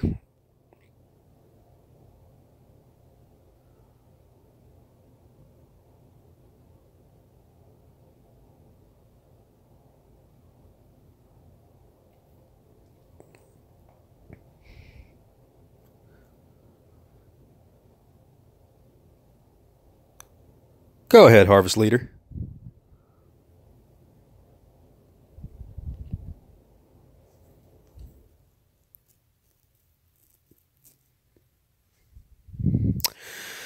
This is what's going to cause everyone to come and rally to get them out of here. Looks like Ludlow stayed behind while the other hunters were killed. And you hear something breathing off screen. What could it be? Something big. And Roland survived. With Nick Van Owens taking the cartridges out of Roland's gun, Roland did not kill the buck, but he did put it to sleep. A butterfly can flap its wings in Peking, and you can get rain instead of sunshine in Central Park. Malcolm's story, man. This is the island of sarcasm and irony. This film embodies a lot of chaos, and it's not told outright to the audience, which is one of the reasons I like it so much. It's all subtext. I've always said the Jurassic Park films are the thinking man's blockbuster, and I think this film probably explains that the most. Now remember, I was talking about Sarah Harding's Lucky Pack. We're about to get even more ironic right here, with the Velociraptor jumps. Oh my God, she should be dead. Why isn't she dead? Get back, Kelly. What's it tugging at? The Lucky Pack. And it's about to kill that Lucky Pack. Oh, if people only knew the translation of Sorna. He tries to get the raptor's attention. And look at that lightning. That lighting behind those raptors is beautiful. It's that lightning. He's looking on. His family's safe inside, but there's a raptor right here. He better run. Goes inside of this gas station. Raptor, of course, takes the window. I love how this is choreographed, too. Raptor's approaching him. Rips the loose door off, and it knocks him through the other window. And this scene right here always looked like it hurt, like really bad. It looks like Malcolm hits his head, right there when the raptor collides. I know he doesn't, but damn. I love that POV shot of the raptor looking at Malcolm. And they're banging away, trying to get in. Sniffing underneath the door. Kelly is terrified. Sarah's trying to take action to protect her. Formulate a plan of some kind. They back up. Let's leave this shed. And in comes the raptor looking at Ian. Pecking away like a bird. Creepy. And they're digging over there. Digging. This shot scares the shit out of a lot of people. I can always tell it's coming because, I know Jurassic Park like the back of my hand. But this shot I've heard people flip out about, similar to the raptor coming from behind Ellie Sattler in the original film. God, this raptors and humans digging is so creepy. The raptors are just too smart. It's disturbing. So one of the raptors is trying to dig its way from the front. One of the raptors is trying to get to Ian inside of the car. And the other raptor that was with the first is about to present itself right here. That is a really good practical effect. That looks extremely good. So they start to climb. Again, excellent use of the cinematography and shadows in these shots. The raptor has broken in. God, that's great. Ian takes notice that both of the raptors are gone. So he runs, gets inside. This raptor's trying to dig in. Look at the light coming through all the cracked stuff. Ian climbs, rips. John Williams music flares, and we get this infamous shot. And she goes for her triple duper decker spin. And the raptor jumps up. Great use of lighting. The raptor's about to kill her. Raptor looks like, what the fuck am I staring at? Kick. And it falls. And I do love this right here where the raptor's kicking and it's been impaled. Kelly, in this scene, it's overkill. It's undeniably an issue. But it does kind of work right here. Stupid, but a nice little bond and a usage of Kelly. Works for character development, does not work as an illogical thing. It's undeniably dumb, preventing the film to be 100% in my opinion. Here comes Sarah, and she jumps across at the other side of this Taco Bell looking roof, and here comes the other raptor. Remember, one of the raptors has been killed by Kelly, and here's the other raptor. She's knocking the tile down. Look, hops up. Great use of lighting here, man. So good. Sarah gets an idea. She starts pulling on the tiles. Over goes the raptor. And we get a really cool scene that was alluded to and talked about in the first Jurassic Park, but never seen. Raptor versus raptor. And of course, they did this in the books a lot. Raptors kill each other like nobody's business. And they do kill each other right here. Look, goes for the throat, rips a piece of its neck out. And look, its tail goes up for the final bite. That raptor is not getting back up. It's dead. Sarah kind of flops flimsily out of the shed. Here comes the helicopters. One continuous shot of Ian holding his family's hands with Nick trying to get them in. Look at the water rippling off of that paneling up there. The lights coming through. Cinematography. Goodness. Look at all this. The music. It's incredible. Time to go. Let's get the hell out of Site B. I don't know. I've never thought about that. I don't know how the hell they got that camera through all of that stuff. It was on the outside. And then we just stop at the crack in the window. Great use of lighting. Better than the first movie's cinematography. Just saying. There's a reason Steven Spielberg won Best Director at the Rembrandt Awards for his work on The Lost World Jurassic Park. Oh, man. Engine, we make your future. And Ellie's just flat out crying. That's one souvenir they won't be taking with them. Nick drops. Those are some big ass bullets. They would be something you'd want to kill a T-Rex. But it looks like some other people have come with that radio call as well. And they've got the bull. So obviously, Engine's crew got to the Engine hunters before they did the gatherers, but it is still a little messy right here because they are quite well along with caging the bull. And of course, Roland's upset. Why are you upset, Roland?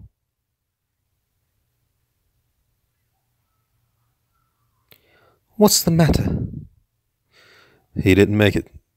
Ajay. Roland grabs a suitcase and hat. There's his prize that he's walking away from. His best friend's been killed.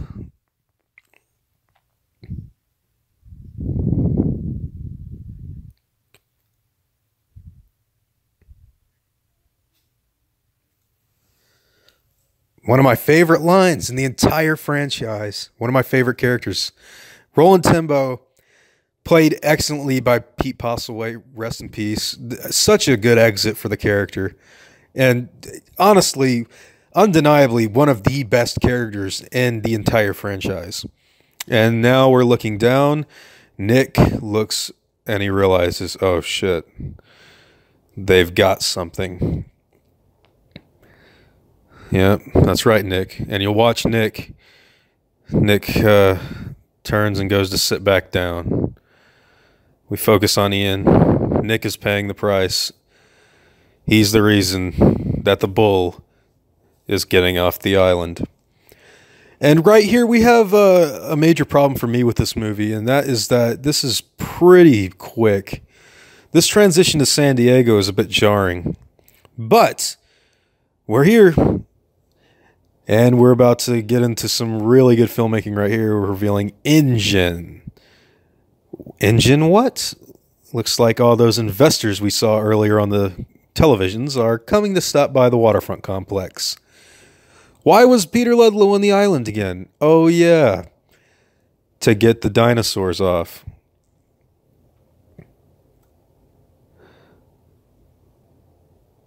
So he's getting everyone ready. He's filming his presentation. Guess what, guys? I have got us a Jurassic Park on the mainland.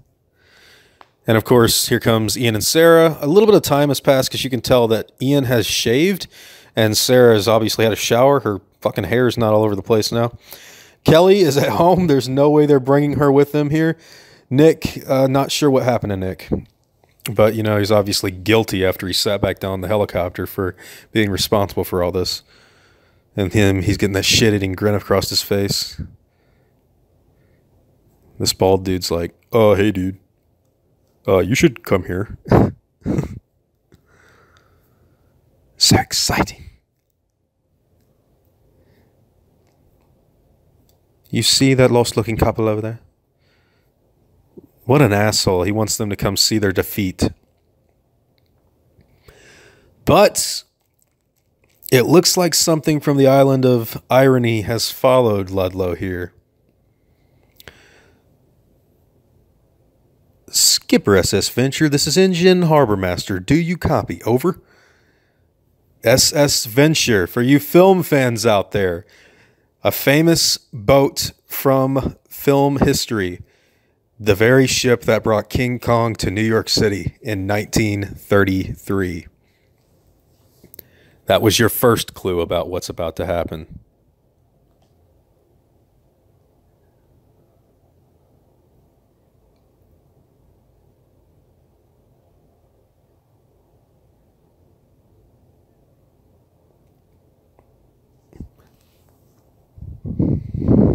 Ian knows. Everyone's concerned getting up. Ludlow takes a look. That ship is not stopping. Ludlow walks out, and this is one of the coolest practical effects, I think, in the entire franchise. I never think about how they do this scene. It just really looks like they rammed a boat into the dock. Look how good that looks. And they're, of course, getting the fuck out of there. Everyone's running. Some people have been killed by that. Look at, oh my God, you can see like people getting killed like while that thing crushes the dock. SS Venture.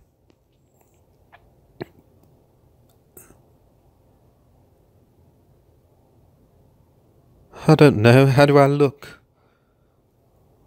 Damn, look at that bloody... He's got blood all over his forehead. He's fucked. Poor people. Now we're going in here. Pay attention. Something bad.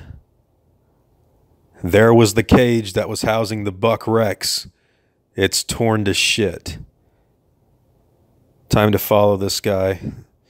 And Ludlow's following suit right behind him. The door's missing.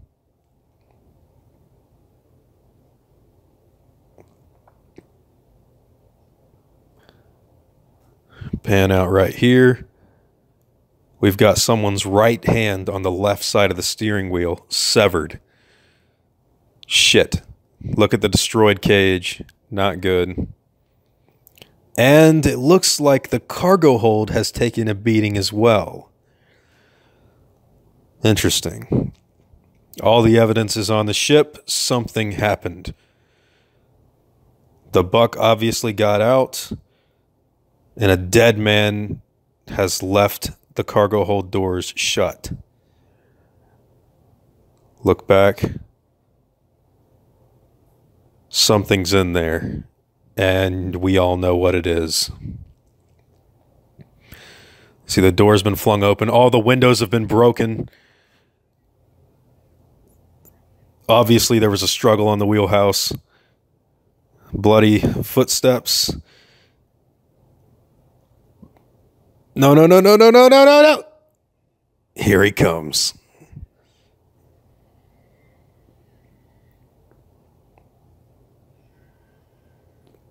Look at that destroyed cage.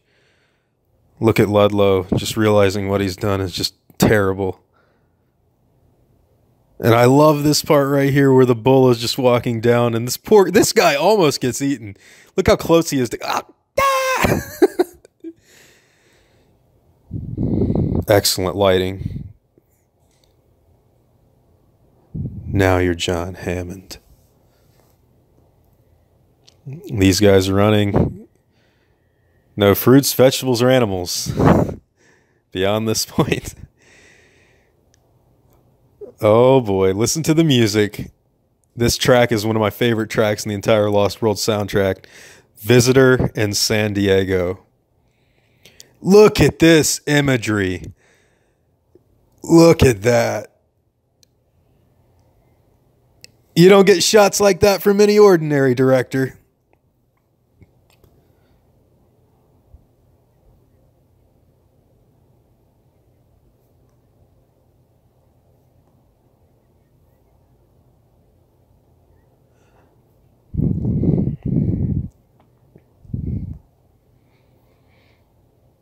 They brought the infant. They brought the infant back on the plane. He is looking at the rifle that he's about to give to them. Roland technically killed the Rex. To make it breathe again, they had to give it large amounts of naltrexone to counteract the effects, which put it into a fucking crazy locomotive state. Sarah is ready to do, save everyone by bringing the baby back here, proving her point that they are territorial. She knows that completely, that they're going to protect their infant. So they've got to get the infant back to the boat.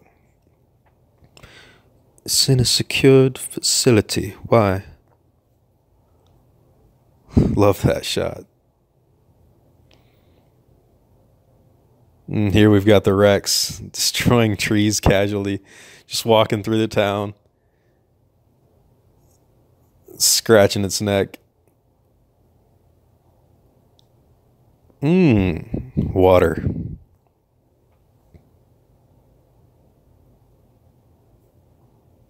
I love how it just destroys the bricks by just moving. And we've got this little kid. Of course, Jurassic Park series, target audience. Looking around like, what's that?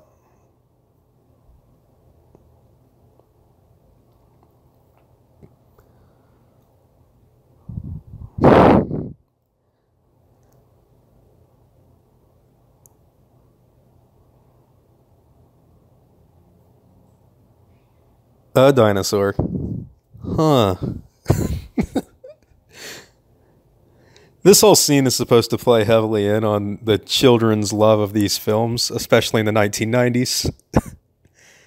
This dog barking at the T-Rex.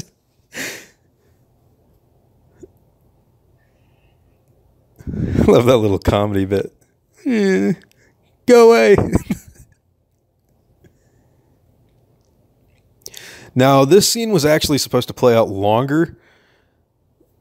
Once Benjamin wakes his parents up to go look at the T-Rex was actually, and they filmed this, Stan Winston filmed this actually. The T-Rex was supposed to break its head through the side of that wall and smell the parents.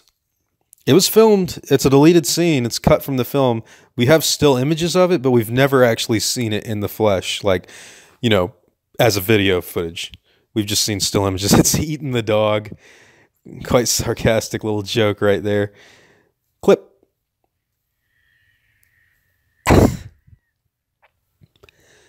Boom, boom, boom, boom, boom. Let's love this. This is my favorite music in the entire film. Slow down, slow it down, slow it down. Listen to this music right here.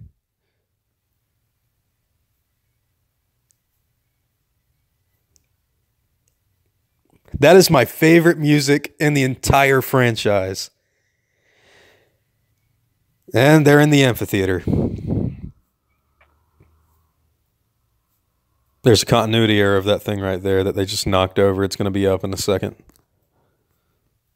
I didn't really realize this film actually has less continuity errors than the original Jurassic Park. He's heavily sedated.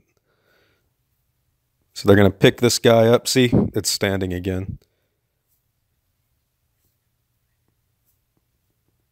You. Recognition.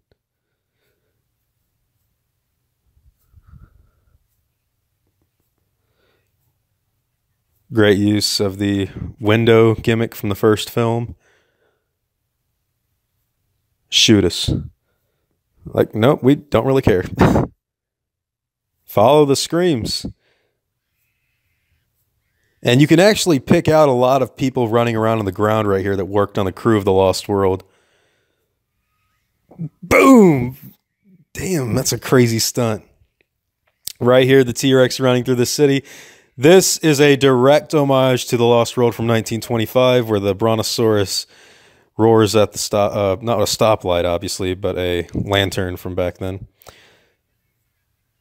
This entire scene is a remake of the end of The Lost World from 1925. Know your films.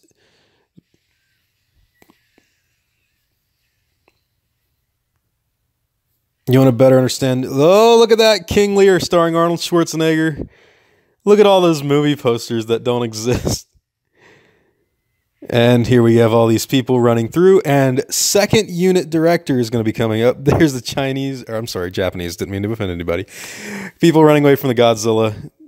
And this is David Koepp, a second unit director on The Lost World, and also the writer of Jurassic Park and The Lost World. When the ending was changed to the San Diego bit, he asked Steven Spielberg to include a scene where he gets eaten as kind of a fuck you to critics who would think it's jarring. Obviously, everything in here is filmed really good. It's great cinematography. It's all logical progression of the plot, but they kind of knew it would be abrupt. Lost World's not a perfect movie, and it kind of is aware of that during production.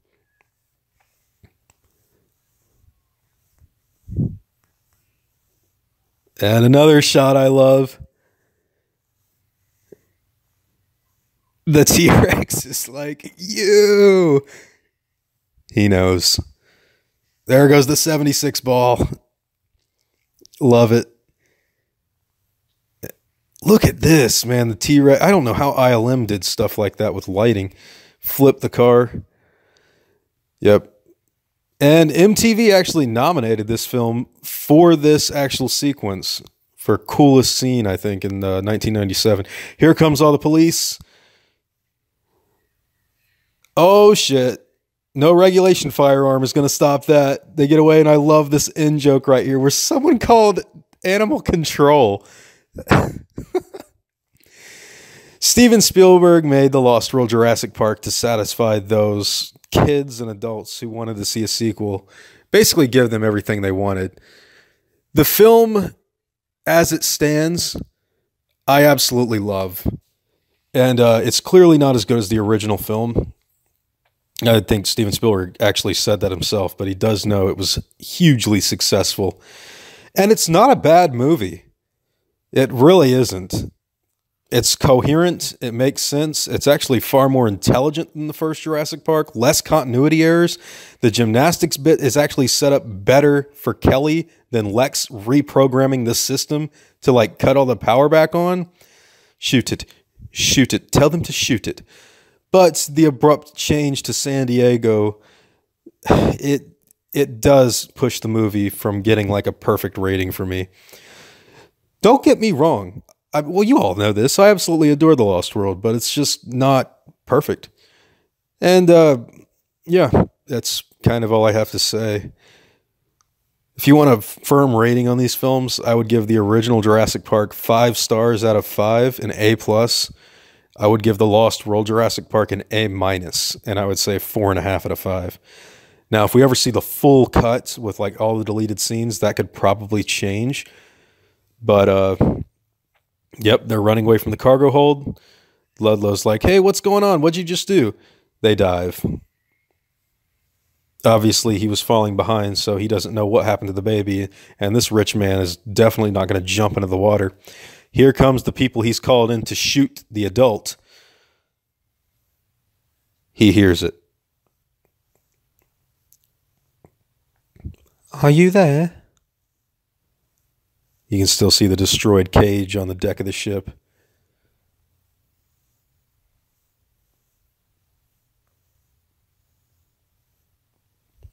Look at that little baby like, I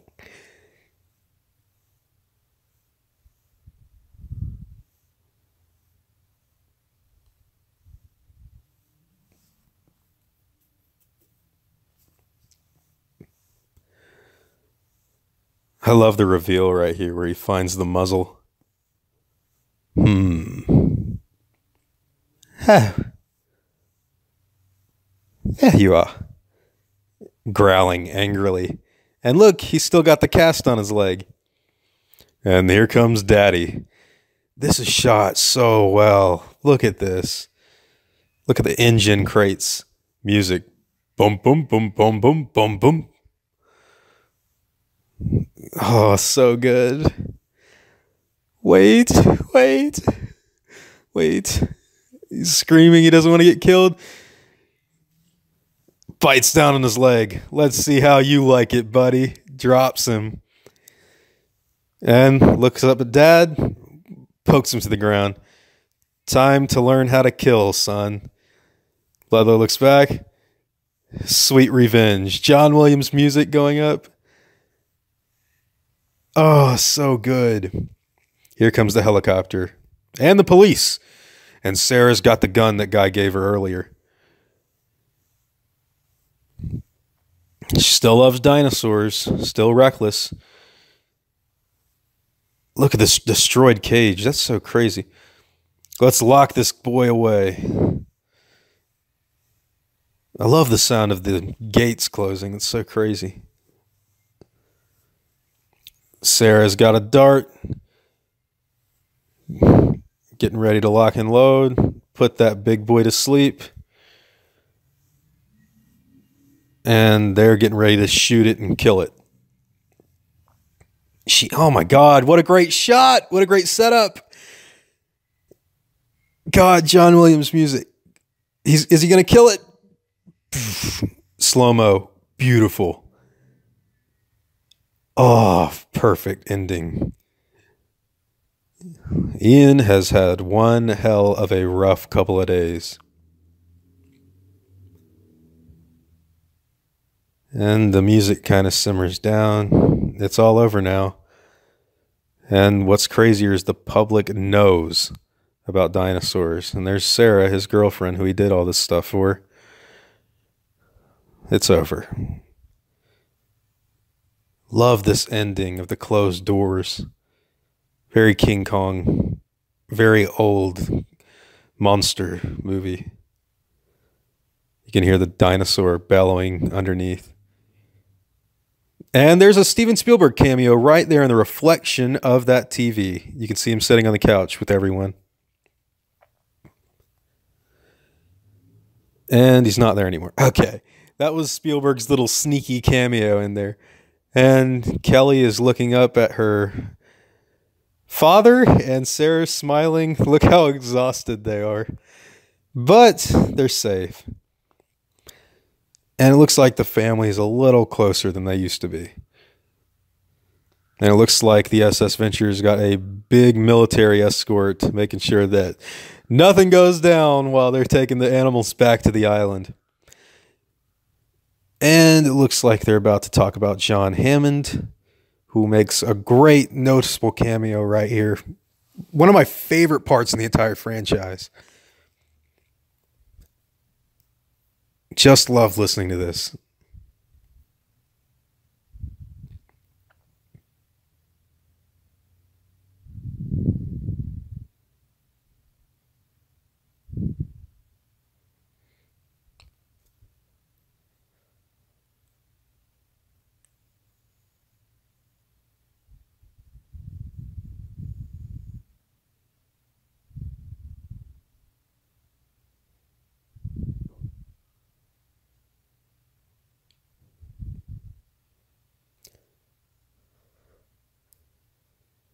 So good. Look at this. We're going to scan the island of the family of Rexes and the Stegosaur herd. Music for the Jurassic Park series framing up. Here comes the Site B Lost World Pteranodons. Look at the imagery here. This looks like a real living animal.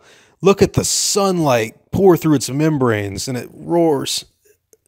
Look how good that looks. And we fade to directed by Steven Spielberg.